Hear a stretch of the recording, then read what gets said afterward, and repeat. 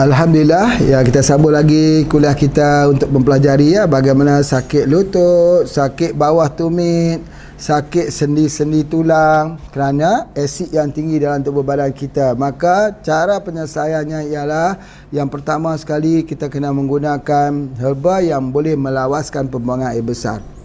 Sekarang banyak dah produk-produk baru yang telah kita buat inovasi. Jadi kalau kita ambil dalam bentuk kapsul tadi pun alhamdulillah, insya-Allah. Tapi sekarang banyak dalam bentuk air. Memanglah berat kalau kita nak bawa ke sana ke sini, tapi mudah orang minum sebab air yang tak ada rasa. Air sama seperti air mineral. Minum sama seperti air mineral tetapi kesannya sangat kuat. Alhamdulillah, syukur. Dan insya-Allah dalam masa 1 atau 2 hari lagi juga Pak Haji nak keluarkan air untuk minum untuk mata glaukoma. Glaukoma selaput yang tebal-tebal tu, yang putih tebal-tebal itu, tak perlu operasi lagi. Hanya minum air saja. Air kosong saja, air mineral saja, tak rasa apa, tapi menghapuskan itu. Macam mana konsep perawatan yang digunakan oleh Pak Haji. Sebenarnya taklah juga Pak Haji ni pandai, tetapi asalnya pengobatan kita dulu daripada peracikan herba. Herba itu dipotong, direbus. Jadi apabila orang rebus ini, orang tak berminat, nak cari periuk lah, katanya periuk tanah lagi tak minat. Kecuali orang tu sakit sangat lah, dia baru nak gunakan. Jadi oleh sebab itu, wujud dalam bentuk teh. Jadi bila masuk dalam teh itu ada uncang je, sachet teh masuk saja seduh seperti teh, tapi pahit pula. Maka wujud di dalam bentuk kapsul. Ambil dalam bentuk kapsul. Jadi bila kita ambil dalam bentuk kapsul, okey, biasa orang boleh ambil, alhamdulillah, syukur. Tapi kapsul ni nampak macam ubat. Nampak dia macam ubat hospital. Sebab itu dibentuk dalam bentuk kapsul. Dan jadi oleh sebab itu maka Pak Haji mula berfikir macam mana supaya orang nampak bukan seperti ubat, tapi dia nampak seperti air minum yang tidak ada rasa. Tidak ada rasa maniskah, pahitkah, masinkah, tetapi dia mempunyai kesan yang lebih ke dalam tubuh badan. Jadi mulalah kita buat spray muka, spray di ubun-ubun, spray di air ubat titis di bahagian mata dan sebagainya. Tapi sekarang ni dalam penghujung ini Pak Haji membuat untuk minuman. Misal kata ni, macam mana kita nak membolehkan minyak zaitun ni boleh diminum? Susah juga nak minum minyak zaitun ni, kan? Apatah lagi nak minum minyak VCO. Kalau suruh orang tahu, nanti minum minyak VCO. Boleh suruh tapi susah nak minum. Minum mula-mula tak apa, lama-lama dia jadi nak telan tak boleh Pak Haji, dia kata. Jadi macam mana? Kita kena ada satu kaedah. Bagaimana dia? Campur minyak VCO sekali dengan madu lebah. Jadi kemanisan madu lebah tu dia membalut minyak VCO tu, boleh kita minum. Baik. Bagaimana pula? Ini dia. Kalau kita nak gunakan cuka misalnya, macam mana kita nak minum cuka? Orang dulu dia minum cuka gitu saja. Tidak, cuka campur dia dengan madu, campur dengan minyak zaitun. Jadi begitulah, cuka, madu, minyak zaitun. Jadi selesa kita makan, sedap lagi makan, enak rasanya. Rasanya nak ambil satu sudu, satu senduk, nak ambil 2 sebab enaknya. Begitu juga kalau minyak zaitun kita tak guna, kita gunakan minyak VCO. Kita ambil 3 ni. Kenapa campur cuka? Kenapa harus ada cuka bila ada madu? Sebab apa? Tubuh badan kita ini kalau sudah ada asid di dalam perut kita, tokak lambung dan sebagainya, dia perlu cuka. Cuka ni untuk membolehkan VCO ni boleh diserap dan madu ni boleh diserap. Itu pada pandangan umum kita. Macam mana cuka boleh mengubat cuka? Jadi sebab itu kita gunakan untuk merawat masalah tokak lambung, gastrik, kita gunakan air perahan daripada jeruk nipis, limau nipis. Sebab dia asam. Begitu kalau kita tak ada jeruk nipis, ambil cuka. Cuka dicampur dengan ini, campur dengan minyak VCO dan juga dicampur dengan madu lebah. Dia jadi satu minuman. Ya Allah, enaknya, Masya Allah. Untuk apa? Untuk sakit sendi. Sakit sendi. Kalau sakit sendi, boleh gunakan 2 ini, boleh gunakan 3 ini. 3. Kalau di Indonesia, Pak Haji ada keluarkan satu produk namanya penumpas asam urat. PAS. Penumpas asam urat. Jadi untuk hilangkan gout, dia percampuran di antara madu dan juga cuka. Madu dan juga cuka. Kalau mereka yang mengikuti sijil Pak Haji ini, kalau dicampur madu, cuka, ni madu, cuka dan habatus sauda. Habatus sauda campur 3 ni. Ini jadi ubat kanker, ubat kanser. Ini ubat kanser. Percampuran 3 ni. Allahu Akbar. Kita buat kuliah tahun 2000 di Indonesia, ada intibah. Kurang lebih 10,000 orang yang mendaftar belajar intibah dengan Profesor Dr. Kusnadi. Masya Allah ya, yang melanjutkan kepanjangan tangan Pak Haji di Indonesia. Ya, di mana Profesor Dr. Kusnadi selalu datang belajar, balik pulang buat kuliah. Ditulisnya buku, Masya Allah, sampai hari ini. Jadi oleh sebab itu, maka ini adalah ubat kanker, kanser, madu plus dengan cuka, plus dengan habatus sauda. Ini sebenarnya ubat apa? Ubat anti asam, penumpas asam urat. Jadi kalau kita ambil, ini untuk lutut. Bagus juga untuk lutut. Cumanya minyak itu, kalau kita tak mau minyak habatus sauda, kita guna minyak zaitun. Percampuran madu, cuka dan minyak zaitun. Macam mana campurannya? Betul, macam mana campurannya. Ini kena lihat ya. 4 bahagian madu, 1 bahagian cuka, 1 bahagian minyak. 1 bahagian minyak, 1 bahagian cuka, 4 bahagian madu. Jadi diaduk-aduk. Kita ambil hanya 1 senduk saja, 1 sudu saja waktu malam dan pada waktu siang dan pada waktu petang. Ini semua dia akan mengecilkan kalau ada ketumbuhan. Apakah kalau ada ketumbuhan-ketumbuhan itu kita gunakan. Jadi itu adalah di antaranya. Jadi kombinasi ini, cara ini kita adalah merupakan sebahagian bercara bagaimana kita nak menghilangkan masalah di lutut, sakit lutut dan sebagainya. Tetapi dalam kajian dilakukan di Malaysia, madu tualang saja pun sudah cukup mempunyai kuatannya. Tengok madu tualang yang warna macam ni, gelap. Madu semakin lama makin gelap. Makin lama makin gelap sebab dia adalah gula ya, gula yang lama kelamaan makin gelap, tapi makin gelap lagi bagus. Sama juga dengan cuka. Cuka ini makin lama makin bagus. Cuka menahun dia panggil. Menahun yang usang, yang dah lama. Itu dia antaranya.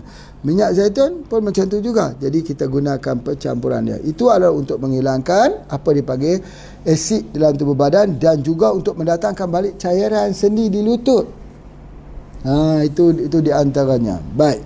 Kalau begitu, boleh tak kita gunakan radik kolagen untuk lutut? Boleh. Ya, tetapi radik kolagen itu kita mesti ambil dia, apa dia tu? Yang pertama, ambilkan 1 bungkus saja ya, 1 sachet pagi, petang, malam. Mesti 3. Kalau 2 tak cukup. Sebab kolagen itu dia ada pada itu ada 2 gram, 2 gram, 2 gram. Jadi 6 gram. Yang kita perlu ialah 5 gram. Jangan guna air panas. Itu juga baik untuk sakit lutut dan sakit tumit. Itu adalah di antaranya. Baik. Bagaimana kalau kita gunakan radik IQ? Ini Pak Haji nak sebutkan. Radik IQ ni kadang-kadang dia kuat ni. Bagi orang yang darah rendah. Ni sini jadi pucat saja, mata pun begitu putih, dia tak merah ya. Yang ada darah rendah atau kurang darah. Maka kalau kita ambil radik IQ ni, dia pusing, dia jatuh. Sama kita mengambil apa dia? Dulu Pak Haji pernah pesan ya, jangan mudah-mudah ambil parti delima. Parti delima orang yang ambil yang ada darah rendah jatuh pengsan. Pengsan saja, dia tak mati, dia pengsan saja. Jangan bimbang. Sebab apa tu? Sebab darah rendah. Jadi oleh sebab itu, bagaimana? Jadi radik IQ ni tidak sesuai juga untuk orang perempuan kalau ada darah rendah. Nanti dia pusing-pusing, dia jatuh, dia kata, ya Allah, aku rasa dah sampai ajal dah.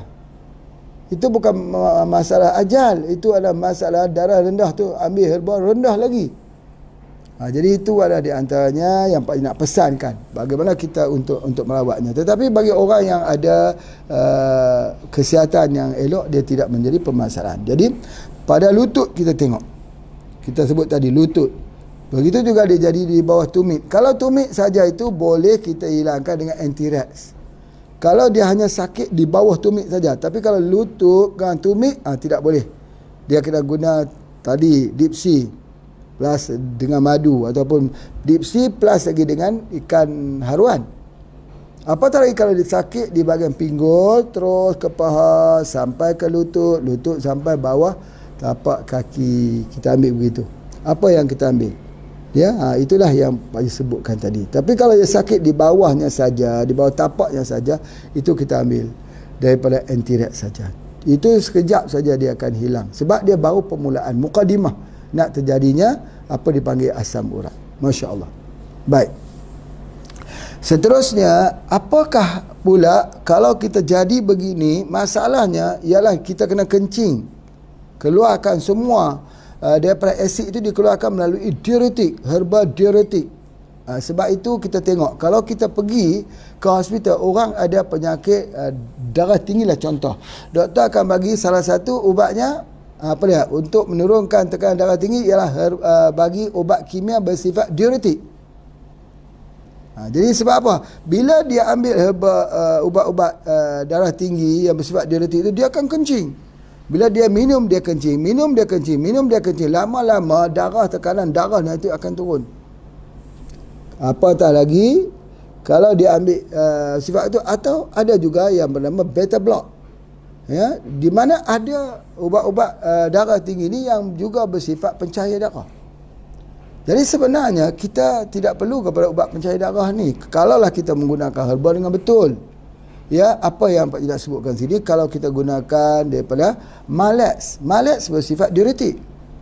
Jadi bila kita kencing dengan otomatisnya tekanan darah itu akan turun. Begitu juga orang yang ada sakit lutut. Sakit lutut ini dia perlu kepada diuretik. Macam mana cara dia? Ambil herba malaks, minum bersama dengan kopi radik. Buka kapsul itu, masuk ke dalam 3 kapsulnya itu, buka, campur di dalam kopi radik. Panas betul, tutup dia. Nanti ketika dia dah sejuk, kita minum. Ketika kita minum, nanti insya Allah sakit lututnya itu sembuh. Sebab sebenarnya sama seperti yang Pak Haji telah terangkan, bahawa pokok bambu, pokok lalang mempunyai buku-buku dan ruas. Itulah sendi lutut. Sama kedudukannya, makroskopiknya sama. Jadi sifatnya sama. Kalaulah bambu itu kuat ketika dibadai oleh angin, melentur ke kiri, melentur ke kanan, tetapi bambu tak patah. Kenapa bambu tak patah? Sebab ada buku. Ada buku di situ. Angin meliuk-liuk ke kiri dan ke kanan, tapi bambu tak patah. Bukan sebab apa? Sebab ada sendi-sendi ruas di situ yang ada bukunya di situ. Begitu juga dengan tubuh badan manusia. Dia ada bukunya di situ, ada ruasnya di situ. Di mana? Di sendi. Maka kena kembali semula kepada penggunaan bambu. Bambu itu ada dalam malaks. Ramai orang tak menyedari bahawa malaks itu menghilangkan sakit lutut. Tapi itulah dia herba yang terbaik. Cumanya ada satu. Bila kita ambil malaks, dia kena ambil juga dengan haruan pasir. Insya-Allah.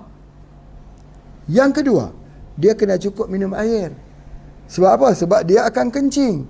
Bila dia kencing, dia perlu air yang baru masuk dalam tubuh badan kita. Kalau kita tak minum air lagi, tempat itu nak ambil air pada mana? Dia berlaku pengeringan di sendi tersebut. Itu yang kita kena ingat betul-betul, ya, bahawa bila kita ambil malaks betul dah. Tetapi sinergi lagi dengan kapsul haruan, mesti sinergi. Dah betul dah. Bagus untuk lutut dah. Bagus. Tetapi, itu ingat. Tetapi kena cukup minum air. Itu yang sangat-sangat penting.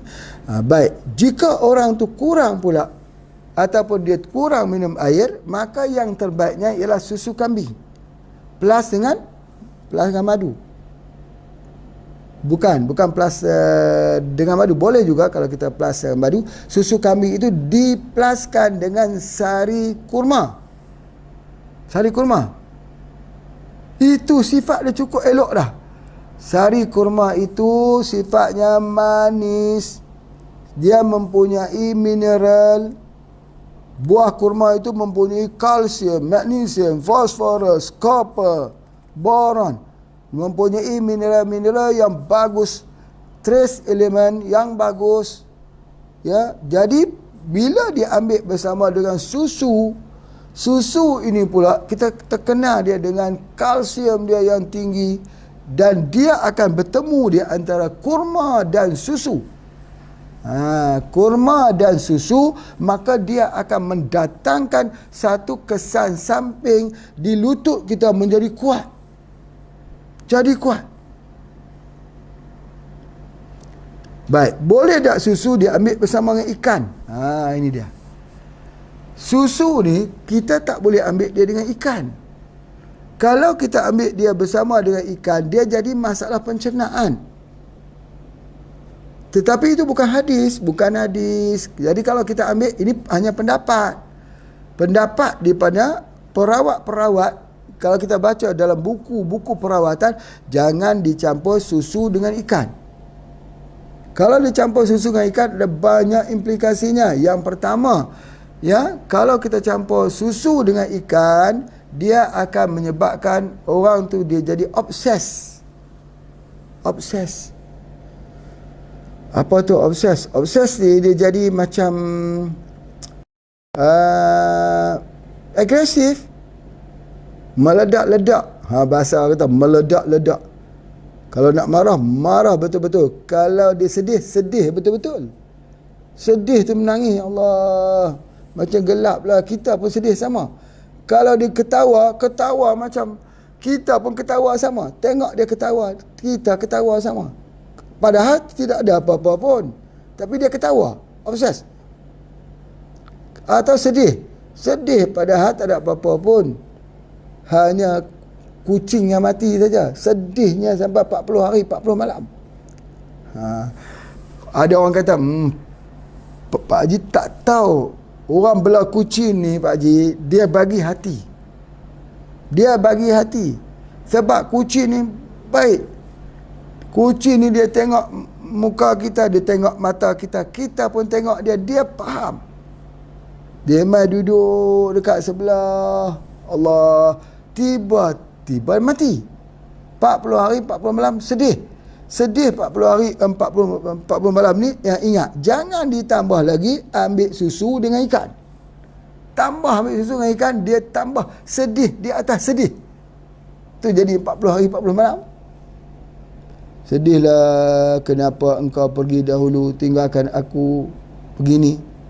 Ya, sedih tu boleh, tapi over sedih tak boleh. Sebabkan itu daripada Allah. Allah yang jadikan untuk liyabluwakum ayyukum ahsanu amala. Nak uji. Banyak kita sebut, ya Allah, ini ujian padaku, mati kucingku ini. Ya. Itu di antaranya. Tapi walau macam mana pun, apa yang Pak Haji nak sebutkan sini, pada ketika hati kita sedang gundah gulana, jangan banyak minum susu dan juga ikan bersamaan. Kalau ambil ikan bakar, lepas tu minum pula susu, teh susu, tengoklah hati itu akan jadi. Kalau sedang sedih, bertambah-tambah sedihnya. Kalau sedang gembira, bertambah-tambah gembiranya. Sampai sudah tak logik dia gembira macam tu. Gembira bolehlah, tapi janganlah sangat-sangat gembira. Sampai lebih-lebih ni. Sebab apa? Sebab masalah percampurannya. Jadi itu bukan hadis. Ingat. Jadi apa yang bukan hadis ini, ingat tu pendapat. Sesuatu pendapat yang bukan daripada hadis Nabi SAW boleh diterima dan boleh ditolak. Kalau yang Pak Haji sebut ni bukan semua, ya betul Pak Haji, betul. Tak begitu. Kalau rasa tak betul, tolak saja. Kalau rasa betul, Alhamdulillah. Yang Pak Haji cerita ni pengalaman. Pengalaman boleh berbeza-beza, boleh berbeza-beza. Tetapi gunakan sedikit pengalaman daripada orang tua-tua supaya kita dapat mengatur hidup yang lebih baik. Kita membaca sejarah lama untuk mengatur sejarah baru. Sejarah dibaca buat mengatur sebuah sejarah. Hebat ni. Orang yang pintar, orang yang belajar daripada pengalamannya. Orang yang lebih pintar, orang yang belajar daripada pengalaman orang lain. Ini adalah sejumlah pengalaman pengobatan Pak Haji. Terima kasih. Sedar tak sedar, sudah pun 1 jam. InsyaAllah hampir 1 jam. Nanti kita jumpa lagi pada esok hari. Assalamualaikum warahmatullahi wabarakatuh.